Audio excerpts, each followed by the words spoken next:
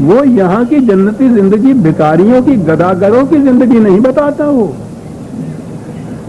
جو کچھ اللہ تعالیٰ نے انسان کے لیے آسائش اور رہائش کے لیے پیدا کیا ہے اس سے متمتع ہونا اتنی سی بات ہی ہے اس میں کہ ان حدود کے اندر رہتے ہوئے جو اس نے قائم کی ہیں اس کے مطابق ان کا استعمال کرنا, ان سے متمتع ہونا.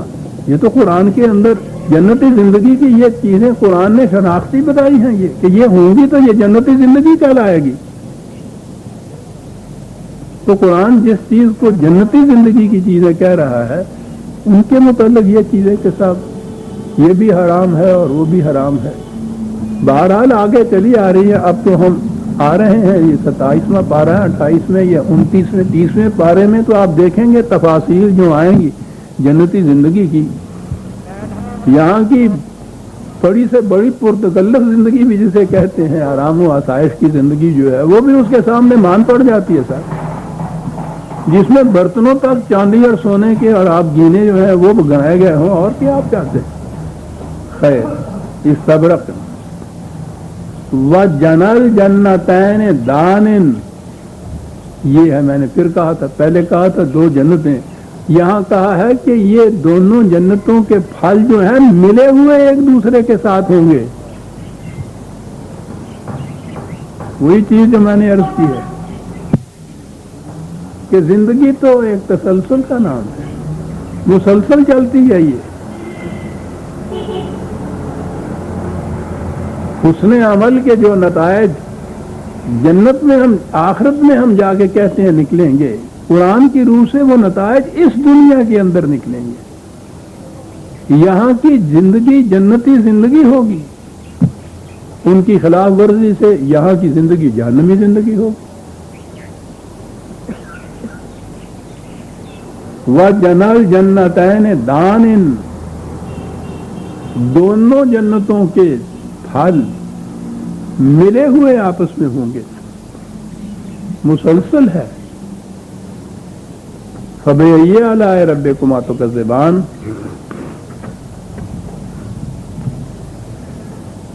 فِيهِنَّ قَاصِرَاتُ الطَّرْفِ لَمْ يَطْمِثْهُنَّ إِنسٌ قَبْلَهُمْ وَلَا جَانٌ.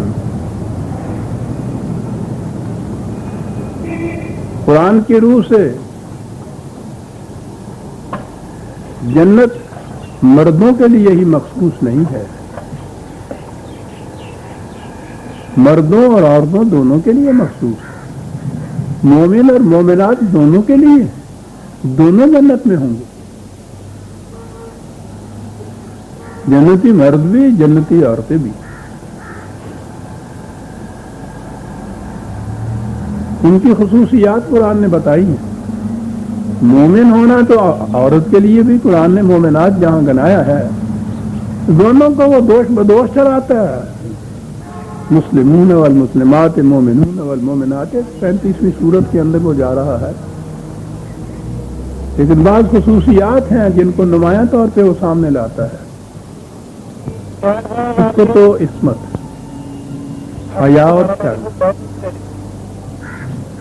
یہ صرف عورتوں ہی کے لیے نہیں ہے, قرآن میں مردوں کے لیے بھی تو یہ حکم دیا گیا ہے. جہاں یہ کہا ہے سورہ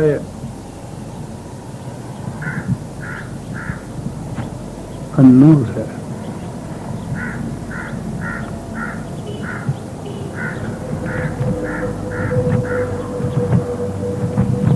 چوبیسویں سورت ہے,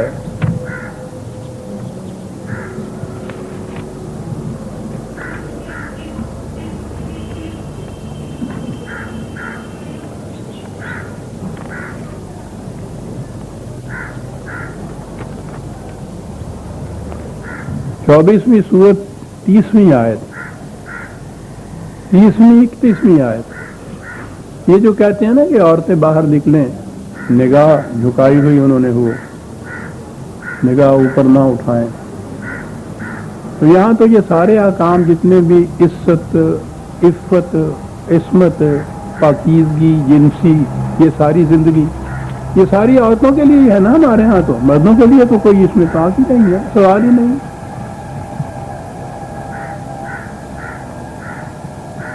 ਉਹ ਜਦੋਂ ਕਹਿੰਦੀ ਹੈ ਨਾ ਖਾਵਨ ਨੂੰ ਕਿ ਮੀਆਂ ਇਸ ਮੁੰਡੇ ਦਾ ਹੁਣ ਕੁਝ ਵਪਾ ਵੀ ਕਰ, ਦੇਖਣਾ ਪਿਆ ਕਿਸ ਤਰ੍ਹਾਂ ਨਾਲ ਰਾਤਾਂ ਨੂੰ ਅੱਧੀ ਅੱਧੀ ਰਾਤ ਨਾਲ ਬਾਹਰ ਰਹਿੰਦਾ। ਉਹ ਕਹਿੰਦਾ ਇਸ ਉਮਰ 'ਚ ਇਹ ਕੁਝ ਹੁੰਦਾ ਹੀ ਹੁੰਦਾ ਹੈਗਾ, दुनिया नाल कुछ होता ही है।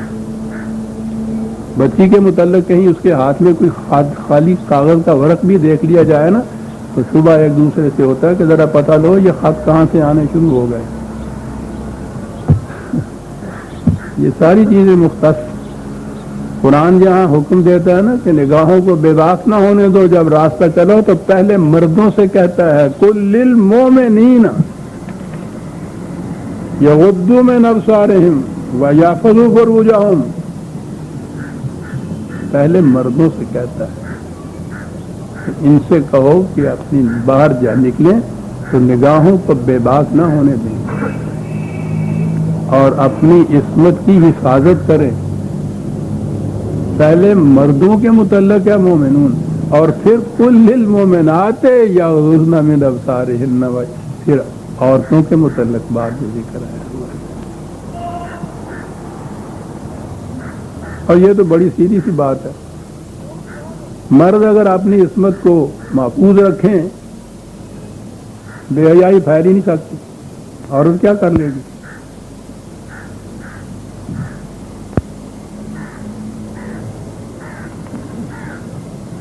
कराची में ये किस्सा जब उठाया गया ना कि ये जो रेड लाइट एरिया जिसे कहते हैं ये बाजार हुस्न उसका नाम रखा हुआ है, वाइफों का बाजार, उसमें यह था कि इसको कानूनन मना कर दिया जाए। तो उसके बाद ये होता था कि ये तो कुछ नामुमकिनात में से है। तो उस ज़माने में कुछ मेरी भी से होती थी कहने की, तो उनका इसका इलाज क्या है। मैंने कहा औरतों से कुछ ना कहिए, कानूनन मर्दों को हुक्मन बंद कर दीजिए कि उस इलाके में ना जाए, मामला हल हो जाएगा। कुरान ने मर्दों से पहले कहा है, औरतों से बाद में कहा है। इसमें तो ये चीज जन्नत की जिंदगी में तो आप समझते हैं औरतों का जिक्र आएगा।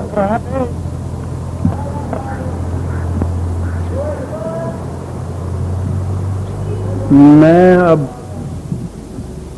आप याद है कि कभी ऐसा मुझे तकल्लुफ या तामुल कभी नहीं हुआ दर्स के दौरान में। खुदा की बातें हैं अपनी जुबान में मैं पेश करता हूँ, लेकिन बाद मकामात ऐसे आ जाते हैं कि मुझे आपसे नहीं अपनी बेटियों से अपनी बहनों से ख़ास तौर पे कुछ बात कहिए कि माफ़ी मांगनी पड़ेगी, मेरा उज़र ये कबूल कर ले। मेरी बेटियों, तुम्हें मालूम है कि कभी साहवन भी मेरे ज़ुबान से कोई ऐसा लफ्ज़ नहीं निकल जाता जो बाजारी हो। मेरी बेटियां और बहनें भी बैठी होती हैं मजलिस, लेकिन बाद जिक्र नागुज़ीर हो जाते हैं। इस दर्स में वो चीज़ सामने मेरे आ रही है और मैंने पिछले 2 दिनों में कितनी बार ये सोचा कि मैं जुर्रत करके ये चीज़ दर्स की पूरी मजलिस में ये बयान कर दूं। बयान किए बगैर आपकी समझ में बात आएगी नहीं कि हमारे साथ हुआ क्या है, इस्लाम को इन लोगों ने कहां पहुंचा दिया हुआ है। हर एक आदमी से ये नहीं होगा कि उस किताब को खुद उसने मुतालिया किया होगा, उसका इल्म होना बड़ा जरूरी है आपके लिए, फिर समझ में आएगा कि किया क्या गया है इस इस्लाम के साथ। लेकिन उसमें अब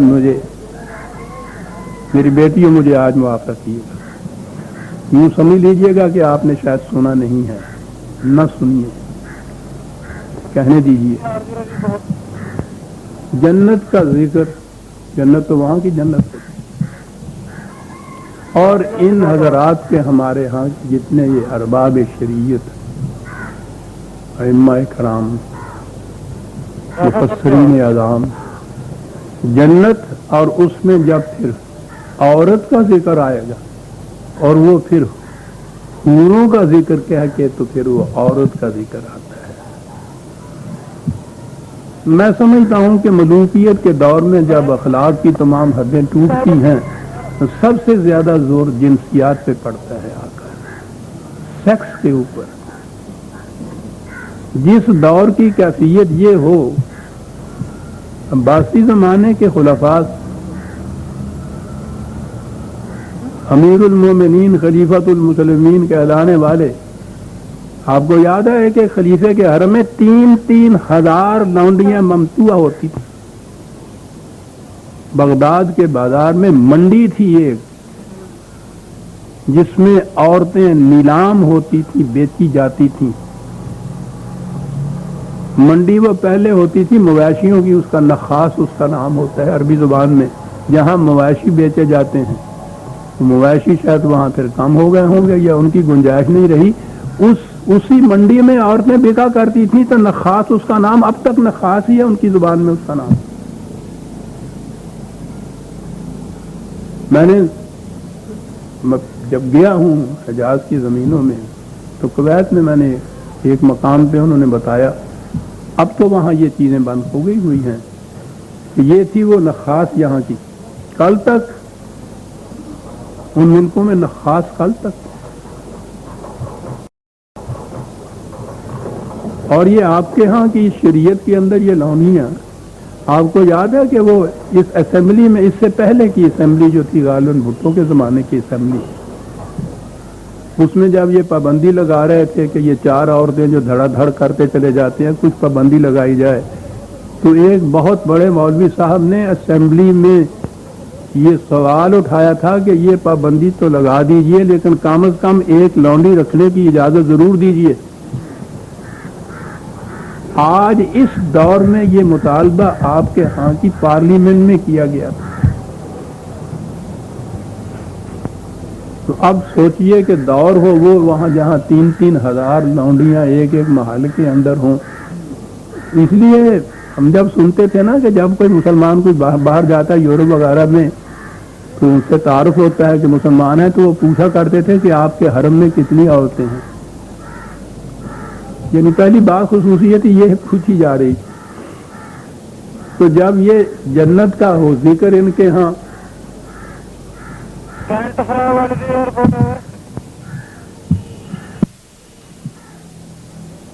وہ دور کیا کچھ نہیں یہ کہیں گے. میں 2-4 مثالیں پیش کروں گا آپ کو، اس سے اندازہ آپ کو لگ جائے گا کہ وہ معاشرہ کس قسم کا تھا. اور آپ کے ہاں کی یہ کتابیں جن کو اتنی مقدس اور متبرک کتابیں کہا جاتا ہے، اس میں لکھا ہوا کیا ہے؟ میری بیٹیوں معذرت کے ساتھ، تفسیر ہے ابن کثیر، بڑی مستند تفسیر ہے ان کی یہاں. ابن کثیر کی تفسیر تو عربی میں، اس کا اردو ترجمہ مولانا محمد جونا گڑھی مرحوم ہو گئے ہیں، دلی میں تھے، ان کا شائع کردہ ہے. 25واں پارہ ہے